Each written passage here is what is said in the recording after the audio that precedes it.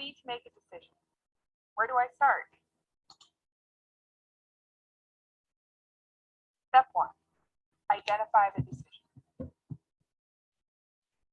What's the problem or opportunity in which a decision is needed? It's important to clearly identify what it is that you want to achieve. Identifying the decision to be made is an essential step that paves the way for the next steps. Step 2. Gather information. So you know you have a decision to make. Now you need to learn more about the decision. To do this, you need information about the decision. You want to identify what kinds of information you need, how you will get that information, and how you will use the information. You'll review and assess the information. What you learn from this phase will help you to learn more about the situation and hone in on prospective alternatives. Step 3. Identify prospective alternatives. For some, this is a fun step because you'll feel like you're making headway from your research to seek patterns or opportunities for an alternative. For others, it can feel a little overwhelming because identifying the option will lead to the next step, and that is a deeper dive into the unknowns and the potential impact. Brainstorming can be helpful in identifying prospective alternatives. Step 4. Weigh the evidence. Using the information gathered and the identified alternatives, weigh your options. Consider the impact each alternative may have on the outcome, including opportunities, risks, people, and alignment of values. As you reflect on how each alternative may resolve the problem or opportunity, begin to rank the alternatives. Think about the opportunities, risks, alternatives, past experiences, people, with the best alternative first. Step 5. Choose an alternative. You've done the research, evaluated the options, and have a solid understanding of the prospective outcomes. Now, you put all of what you know, including the unknowns, on the table, and you decide the route you're going to take. Step 6. Take action. Now you put principle into practice, and you make the alternative selected a reality. Choosing an alternative without action would stall the decision-making process. Use the information you've gathered to craft the metrics that will be used to measure and monitor action performance over a specific time frame. Step 7. Review. The review stage is the last step of the decision-making process. Here, you will evaluate whether or not the specific outcome resolves the problem or opportunity you identified initially. Using metrics to help measure and monitor performance, you'll want to check to see if the outcomes have been achieved or not within the time frame identified. If you achieve the outcome, great. You'll want to reflect upon what went right and the challenges and the lessons learned. If not, you may need to dig a little deeper regarding why the outcome was not achieved and repeat. If the decision has not been made favorable, you may want to refer back to the previous stage of the decision-making process, gather more information, and explore other alternatives.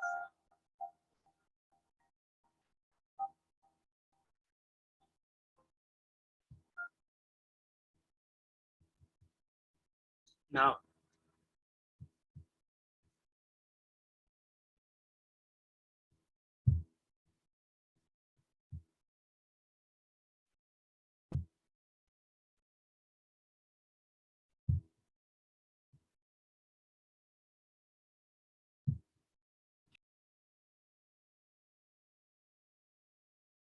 so we have looked at that video. We have watched the video.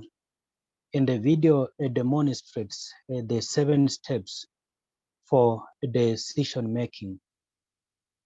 So those are the steps we are going to handle in this session.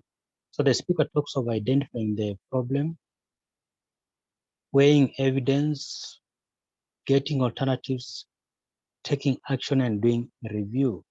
So let's go straight to our discussion this afternoon. The process of decision making. How does the process look like? So we are going to look at the process of decision making alongside the models for decision making in this session. Now, that is said, in this discussion this afternoon, the question of decision making is very key. So we shall look at the process. So let's look at the process. So the learning outcome or objective is that by the end of this training, the learner should be able to explain the process of decision making. So you explain the process of decision making. So look at the step number 1. So we are saying that you identify the decision that needs to be made. But that's what the speaker had mentioned there, and I'm just using these points to illustrate what the speaker said, and I'll add more information on what the speaker had talked about. So when you are identifying the decision, ask yourself a few questions. What is the problem that needs to be solved? So you ask yourself what problem that needs to be solved. Is there a problem that needs solution? What is the goal you plan to achieve by implementing this decision? Then how will you measure a success?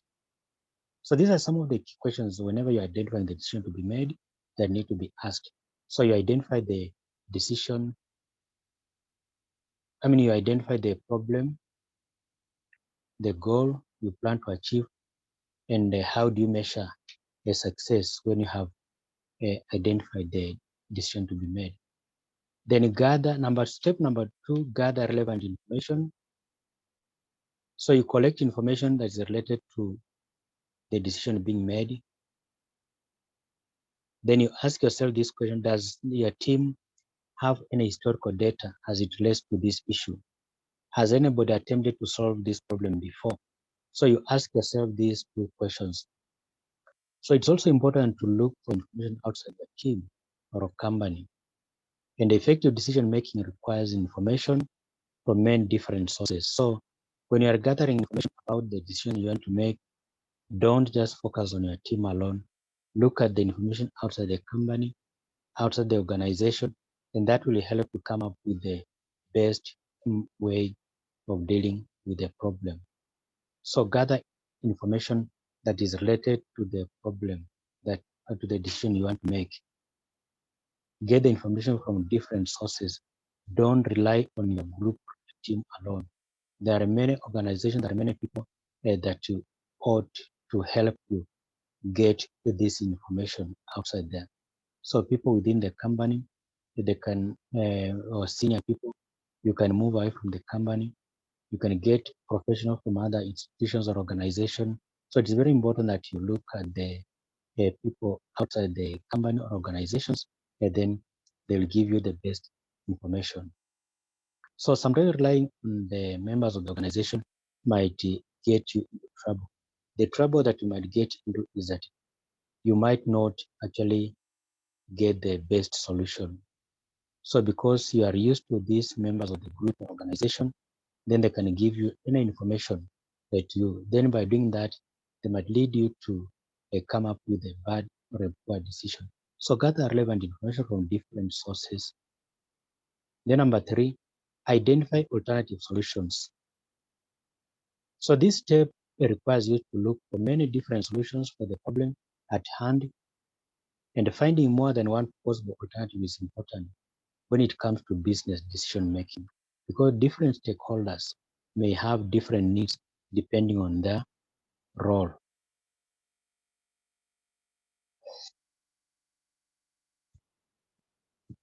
So come up with different alternatives. The different alternatives will help you realize a good decision. So come up with different alternatives, because different alternatives will give you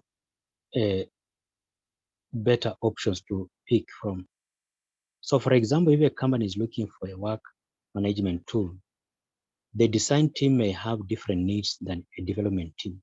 So choosing only one solution right off the bat might not be the right course of action. So pick on different solution, different alternatives, so that these alternatives will steer the process forward. It will help you get the best out of the decision that you are supposed to make in a given organization. So look at this picture. These are the pictures again. These are the pictures that I've been using quite often. Look at the picture. So the process of decision making involves parties, involves individuals. So, and I'll present that a photo there just to explain to you that this process of decision making involves individuals. It involves people within the team. It involves the managers. It involves all the stakeholders within the organizations. So stakeholders take a part in the decision-making process, and by doing that, then they will come up with the decision. So you can see they are having a round table. There is a round table there. They're talking to each other. They are trying to solve maybe something. They're trying to come up with decisions. So decision-making is about involving all the members of the team. So you move on to something. So then you weigh the evidence. So at this point in time, you look at you take different, you, you take different solutions you come up with. That is how the identifying eliminating alternatives from those choices. There are a few common ways your team can analyze the evidence options. So you look at the pros and the cons, the positive side and the negative side, so the pros and the cons. The SWOT analysis, look at the strengths, the weaknesses, the opportunities, the threats of the decision, then the decision-making matrix. So whenever you're making decisions, then try to weigh the evidence by looking at these three aspects, pros and the cons, SWOT analysis, then the decision, what we are calling the decision matrix. So then we also look at the other case. Choose among the alternatives. So this is the next step, which involves making the final decision on the information you have collected and how this decision may affect the stakeholder. So sometimes the right decision is not one of the alternatives, but a blend of a few different alternatives. So effective decision making involves creative problem solving and thinking out of the box. So don't limit you or your teams to clear-cut options. So sometimes you might make a decision, but another issue comes up, another decision comes up. So another decision comes up. Somebody comes up with the best option, and somebody who was not part of the team. So sometimes you are forced to drop the alternative that you have just settled on. So drop that alternative, then settle on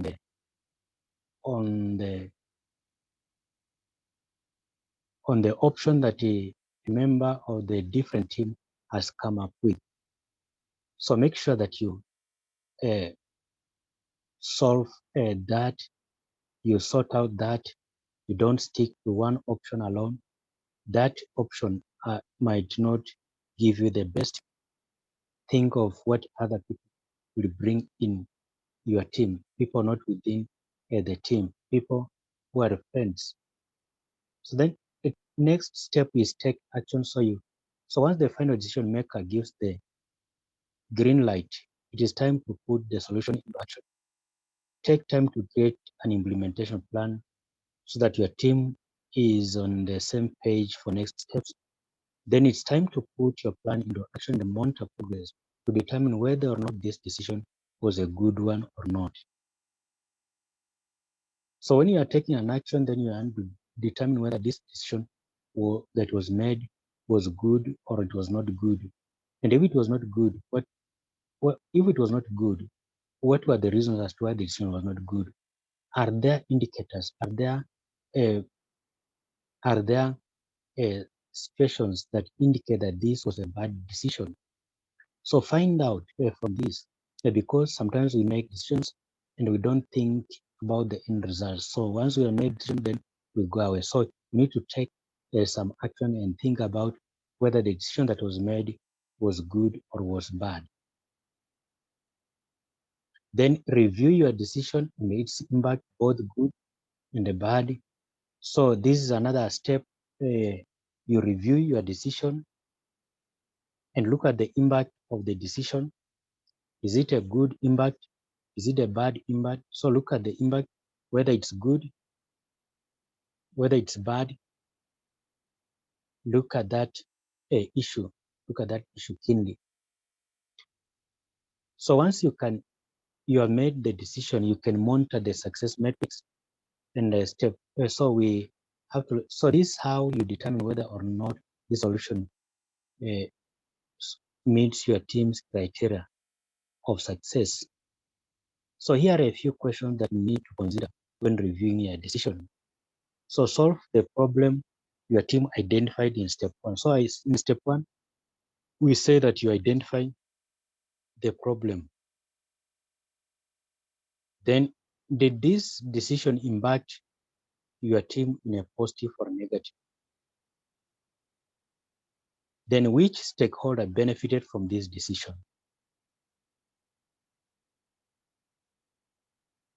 Then which stakeholder impacted negatively?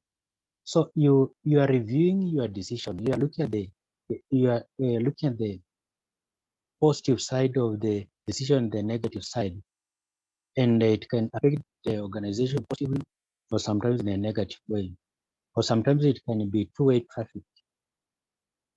There are those who are affected positively, there are those who are affected negatively. So keep thinking about that, the impact that it creates on the stakeholders. So we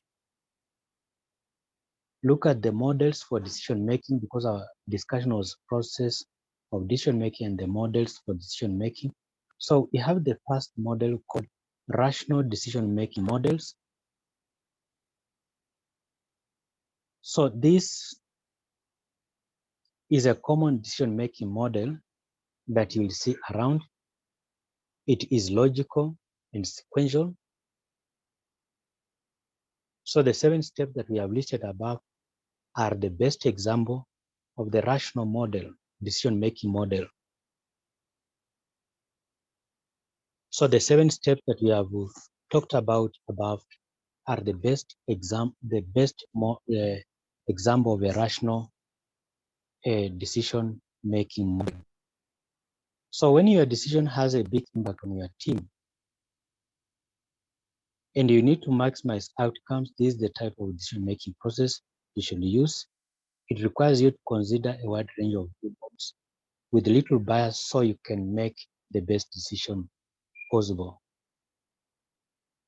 So if you want to maximize the outcomes of the company, the proceeds, the end products of the company, this is the type of model that you need to use.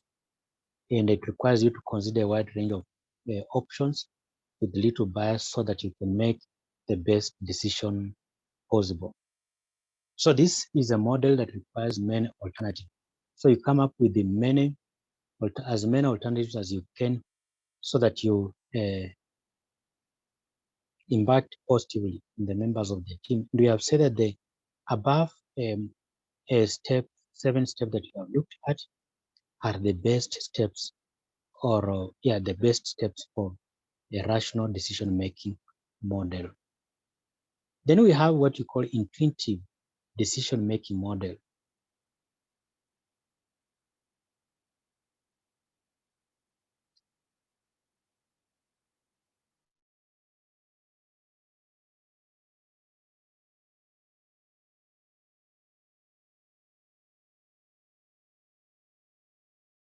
Recording in progress.